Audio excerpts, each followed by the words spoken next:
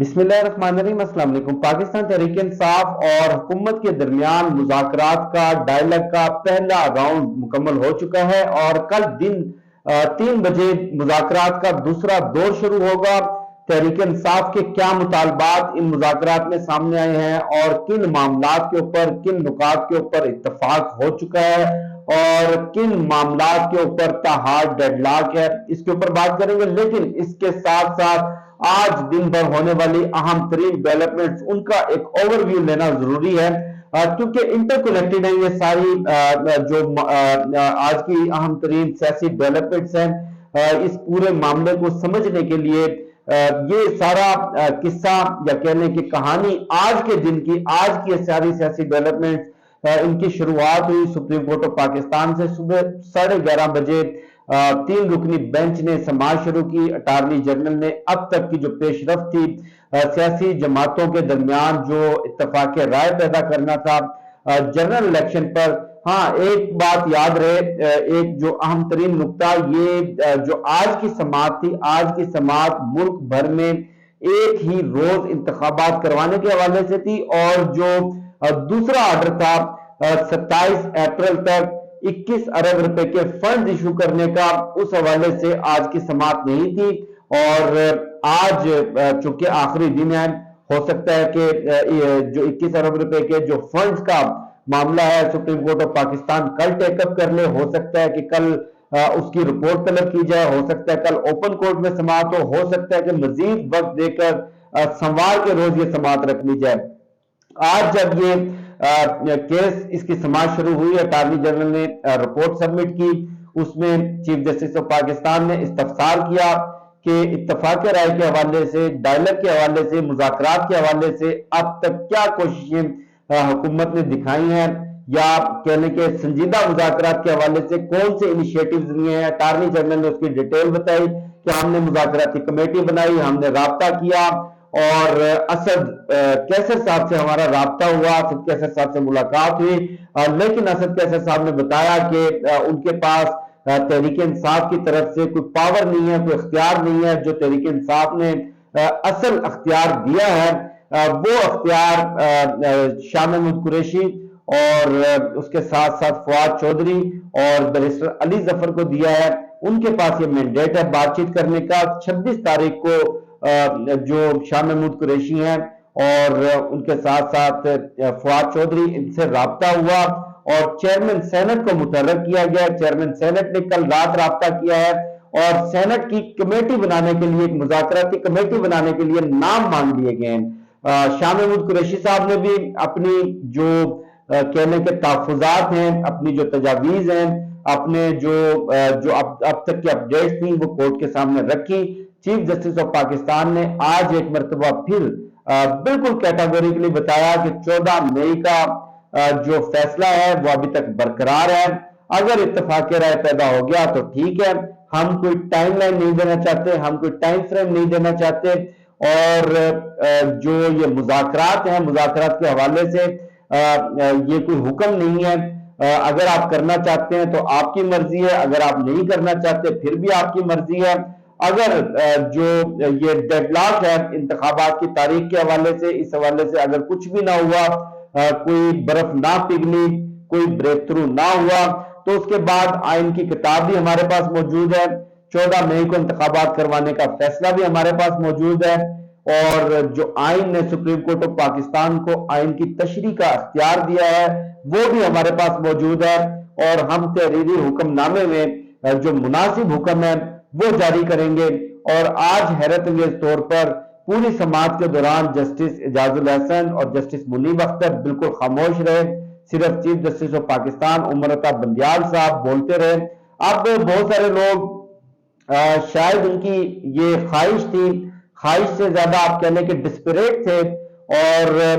उनको तोका ये थी कि चीफ जस्टिस ऑफ पाकिस्तान आज ही के दिन कोई शो का नोटिस इशू करेंगे, तो इन्हें अदालत का नोटिस इशू करेंगे, शहबाज शरीफ को तलब करेंगे, पूरी काबीना को तलब करेंगे और शायद हो सकता है कि वो थोड़ा उठाकर जो इंसाफ का थोड़ा है आज ही के दिन पूरी हुकूमत को घर भेज देंगे, शहबाज शरीफ को घर भेज देंगे, चंद वुज़रा को जेल भी भेज दिया जाएगा। تو ایسا بالکل بھی نہیں ہے اور ایسا بالکل بھی نہیں ہونا چاہیے اور ایسا کچھ بھی نہیں ہوا. دیکھیں جو پرائم کنسرن ہے وہ جو پنجاب اور کے پی اسمبلی تحلیل ہونے کے بعد 90 روز میں انتخابات کروانے کا ہے. 90 روز کے اندر انتخابات، چونکہ 90 روز کی تاریخ گزر چکی ہے تو قریب ترین وقت میں انتخابات کروانا یہ سب سے بڑا چیلنج ہے. اور اس سے بڑا چیلنج تمام سیاسی سٹیک ہولڈرز کو اس کے لیے رضامند کرنا. اگر پنجاب کے انتخابات سے جنرل الیکشن کی کوئی تاریخ نکلتی ہے یا پنجاب کے انتخابات سے پاکستان پر چھایا ہوا، پاکستان پر مسلط یہ جو ایک آسیب ہے جو پاکستان کو بری طرح سے چمٹ چکا ہے، پی ڈی ایم نامی آسیب جس کے پیچھے پاکستان کی اسٹیبلشمنٹ کھڑی ہے، تو یہ ون اینڈ ون سچویشن ہوگی پاکستان تحریک انصاف کے لیے، تمام سیاسی جماعتوں کے لیے، پاکستان کی عوام کے لیے، پاکستان کے لیے، پاکستان کے نظام کے لیے. اور out of the court settlement پوری دنیا میں ہوتی ہے، پاکستان میں بھی پریکٹس کی جاتی ہے. آپ دیکھ لیں کہ جو فیملی کورٹس کے جتنے بھی کیسز ہوتے ہیں، طلاق کے معاملات، بچوں کی تحویل کے معاملات، اس کے ساتھ ساتھ مالی لین دین کے معاملات، مالی تنازعات، ٹیکس کے تنازعات اور اس کے ساتھ ساتھ ڈیفرمیشن کیسز، توہین عدالت کے کیسز، ان تمام کیسز میں کورٹ کی بجائے ججمنٹ دینے کے کوشش یہ ہوتی ہے کہ سیٹلمنٹ ہو جائے، کسی طرح سے کوئی درمیانہ راستہ نکل آئے، کوئی مصالحت ہو جائے، کوئی ایسا آپشن نکل آئے کہ جس سے دونوں فریقین کا فائدہ ہو جائے. لیکن جب معاملہ ڈیڈ لاک کا شکار ہو جاتا ہے، جب معاملہ پوائنٹ آف نو ریٹرن پر پہنچ جاتا ہے تو کورٹ انٹرفیئر کرتی ہے. اگر کورٹ کی انٹرفیئرنس سے بھی معاملہ حل نہیں ہوتا تو الٹیمیٹلی ڈیسیژن دیا جاتا ہے، الٹیمیٹلی جو ڈیسیژن ہے اس کو انفورس کروایا جاتا ہے. اور اس پورے معاملے میں بھی سپریم کورٹ آف پاکستان کی چیف جسٹس کی بظاہر کوشش یہی نظر آ رہی ہے کہ کسی طرح سے آئین اور قانون اپنا رستہ بنائے، کسی طرح سے کوئی جنرل الیکشن کا جس پر تمام پارٹیوں کا اتفاق رائے ہو، ایسی کوئی تاریخ نکل آئے. اب بڑی بڑی برقیں تھیں، بڑے بڑے دعوے تھے، بڑی بڑی دھمکیاں تھیں کہ استحقاق کمیٹی میں بلا لیں گے 3 ججز کو، اور اس طرح کی خبریں ذرائع کے حوالے سے چلوائی گئی. کل پارلیمنٹ کے اندر تقاریر کی گئی، بلاول بھٹو نے تقریر کی، دیگر لوگوں نے کی، قراردادیں پاس کروائی گئی کہ ہم اس فیصلے کو تسلیم نہیں کرتے، چیف جسٹس آف پاکستان کے اختیار کو تسلیم نہیں کرتے، کسی صورت نہیں جھکیں گے، کسی صورت نہیں مانیں گے، کسی صورت نہیں آئیں گے، کسی صورت کوئی لچک نہیں دکھائیں گے اور مار دیں گے، پھاڑ دیں گے، سیدھے ہو جائیں گے، آنکھیں نکال دیں گے. غرض کے ہر طرح کی دھمکیاں، ہر طرح کے حربے، ہر طرح کے ہتھ کنڈے استعمال کیے گئے، دان دکھانے کی کوشش کی گئی، آنکھیں دکھانے کی کوشش کی گئی. اور آج کی سماعت میں ایک طرح سے پوری پی ڈی ایم اور پوری پی ڈی ایم کی جماعتیں، پوری حکومت الٹی لیٹ گئی، سپریم کورٹ کے سامنے بیگی بلی بن گئی اور کہہ سکتے ہیں کہ چابی والے بندر بن گئے اور جی حضوری کر رہے تھے کہ پلیز کچھ وقت دیں، تھوڑی سی لچک دکھائیں، تھوڑا سا آپ ہمیں مزید سپیس دے دیں، ہم مذاکرات کرنے کے لیے تیار ہیں، مولانا فضل الرحمان کو بھی رضامند کر لیں گے، کوئی ڈیڈ لاک نہیں ہے، کمیٹی بن جائے گی. اور تمام تر یقین دہانیوں کے بعد آج جب یہ سماعت ختم ہوئی تو چیئرمین سینٹ جن کو اس حوالے سے